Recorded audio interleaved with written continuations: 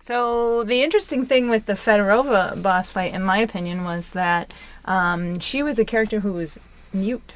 Yeah. And it made it very interesting because normally you need what we call the barks to give the player feedback.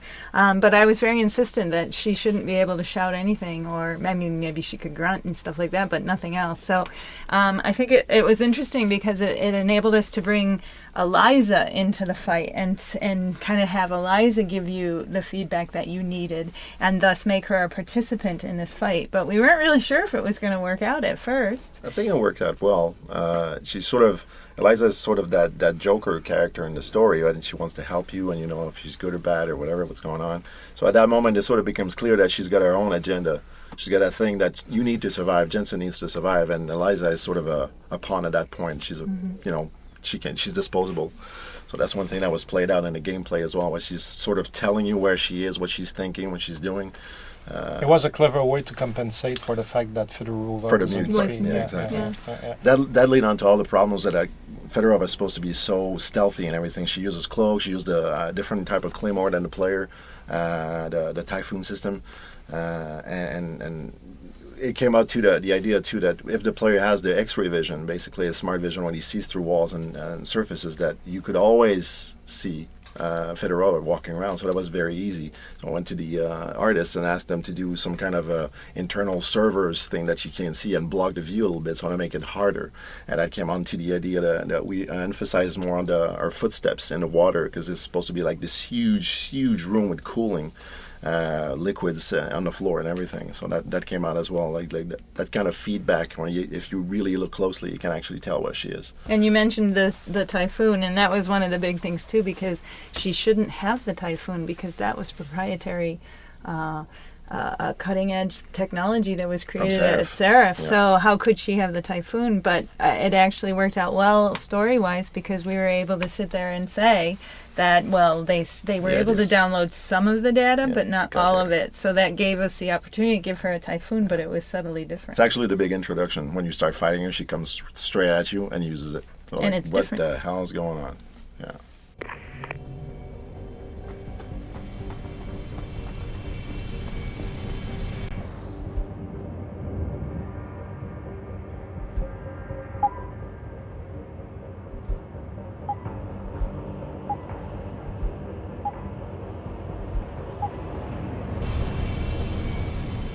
Jensen?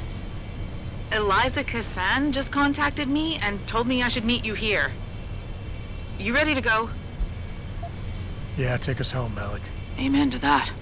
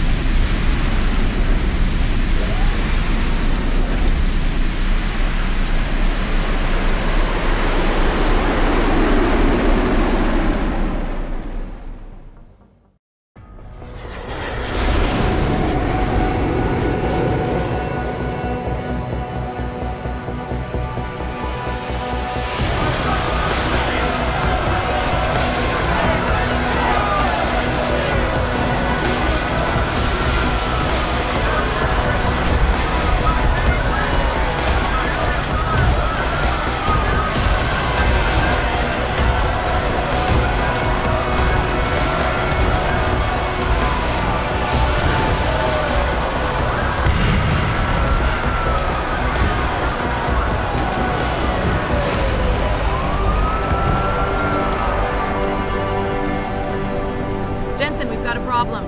I can't land at HQ. A riot's broken out. Boss says to drop you at your apartment. I could use a shower. You'll have to make it quick. He's on his way to meet you.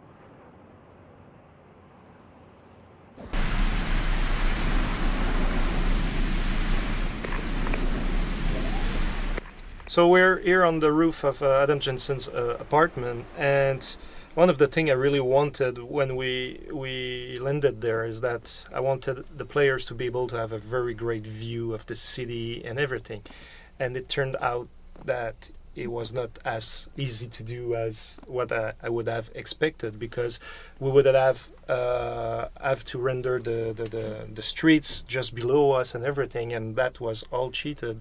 And also with the riot going around, and we had to figure out in which direction the riot was, and if it was in the direction where we could see, then it would be hard to pull off. So we had to make sure that the visible part of the city was on the other side. And we also wanted to have all those choppers, those cop choppers flying by with the lights and the smoke and stuff like that coming in. And I just realized recently, obviously we know that the choppers, we never managed to put them in, but just recently I saw that there is smoke. There are plumes of smoke. But it's very subtle. But it's so, I didn't even know. And it's so subtle. So, because these are things that we could have done, but I guess we just ran out of time. Yeah. So for a lot of people, I think this is one of the best cutscenes in the game, because it really shows the switch in dynamic between Jensen and Seraph. Up until now, Jensen has really been treating Seraph as his boss and following his orders, but having just found out what he found out in Montreal, he's no longer trusting him. And I think the cutscene shows it in a very visual way. It shows that tension with this part right here where he refuses to pour the cup, and it really does kind of communicate. And we had the actors recording it together in the studio. A lot of times in games you usually only get one actor in a booth at a time, and they're just doing half the lines. But for us it was really, really important to get the dynamic that happens when two actors are together. And I think they had a really good time doing it together because they could feed off of each other. And the other thing that was interesting for me as a writer in this is that I really wanted to make that point, and to never have from this point on Jensen refer to Seraph as boss again. And a lot of times in the beginning it's always like boss, boss, boss, and I never wanted him to do it again. And unfortunately it slipped in just once, and I can still kill myself for that, because it was the rush of doing it. We had cut like Utah or something like that, and we needed to rewrite something, and I was just rushing, and it's like and so it didn't happen. But the cutscene does an excellent job of showing that break. Yeah, and what I like about that is that it's all in subtlety. It's like it's not too much in your face, and that's why I think that one works also in a very good way. And also the fact that as we were building in the Illuminati in that, we tried to have a fresh spin, to not go into the old cliche. Oh, the Illuminati, exactly. Yeah, it's true, and actually that's what we did, because when the first Deus Ex came out, the Illuminati was a hot topic, but since then, it's so old. So the way we dealt with it even was just to have, when Seraph brings it up and fully believing it, and Jensen is just like, are you talking about the Illuminati? Like, and basically feeling the same way I'm sure that a lot of people today feel when you bring up the Illuminati. Adam, we've got to handle this delicately. We don't know Taggart is involved, and we can't afford another punch in the face. I'm trusting you with this one.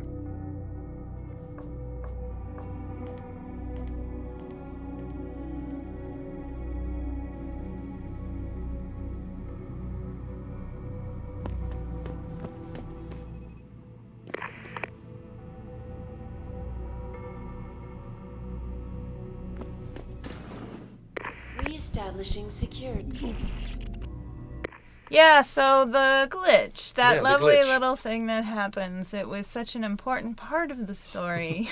Actually, it And- was to build up the recall of the chip. Yes, the it was. clinic It and then really, Chateau. it really was, and we had all these plans about how we wanted it to first be not noticeable in the game, and you'd think that it was actually something you had happened on your own computer and stuff, and but it didn't quite work out the Well, way it's we were funny hoping. when you bring it up that way. I'll tell you, my first time I came across it was going up the convention center stairs, and there was nothing really on screen, or maybe just a second where the camera shakes, and the sound like kind of cuts out a bit and everything, and I was like, what the hell is that? And I It was feels asking, more like a bug, eh? yeah, and I was asking Jess, the guy on my team with me, and he was like, no, it's supposed to be there. There's an envelope there. It's for the glitch. And I was like, really? And I'm like, that's the glitch. And I was like, went off into an explosion of rage. And I'm like, the hell is this? I love Steve I and remember his you came to explosions of me. rage. You Yeah. came to me like, Have you seen this? You know what's going on? Are you aware of this? I'm all mad. Because for me, I'm just so offended because I know how important it's supposed to be in the story. And then I'm like, this is crap. Like, so a bit of, barking and, asking for a bit of love from people. And then we did get a bit more of the glitch working. And then I was able to at least get a bit of sound in, a bit of HUD reaction. So that helped. And I think it never became as big as we wanted it to No. be. And the closest we came was there's a scene when he comes out of, I think, the Alice Garden, and he's in an alley, and you see the glitch. Yeah. And there's a guy who falls off the top and a girl. And then later on, there's another one in the Cavern of the Harvesters downstairs. There's guys. And believe me, technically, it was very hard to get it working. A simple thing like that, I busted my balls. But the on thing it. is that we were over our heads with a lot of features in the game, and we were always coming back. We need to have the glitch in. We need to have the glitch in. But yes, it's not priority number one because we have any other things to do, and eventually, like, okay, we have 5 minutes to do the glitch, and then you saw it, and then you took over. And, well, sometimes we all do our part, and this time I was just like, I wanted it to see it better than that because I knew in the story it played a much bigger role, and I think in hindsight we probably would have given it more attention, but like you said, in a game like this where there's 100 million things to do and 100 million features, it's tough. So to finish it, you're my glitch hero. The glitch hero. Kind of like a jukebox hero, but different.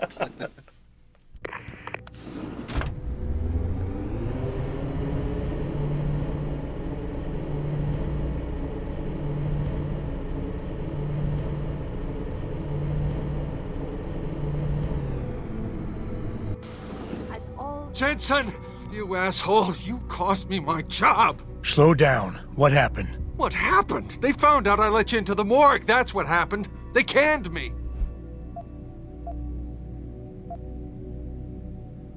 This again? You know, Wayne, for as long as I've known you, you've been blaming other people for your crap. What? You offered to help, and you got caught. You did it with the augmented kid, and you did it for me. If you can't handle your own drama, next time, don't volunteer. You son of a bitch! Stay where...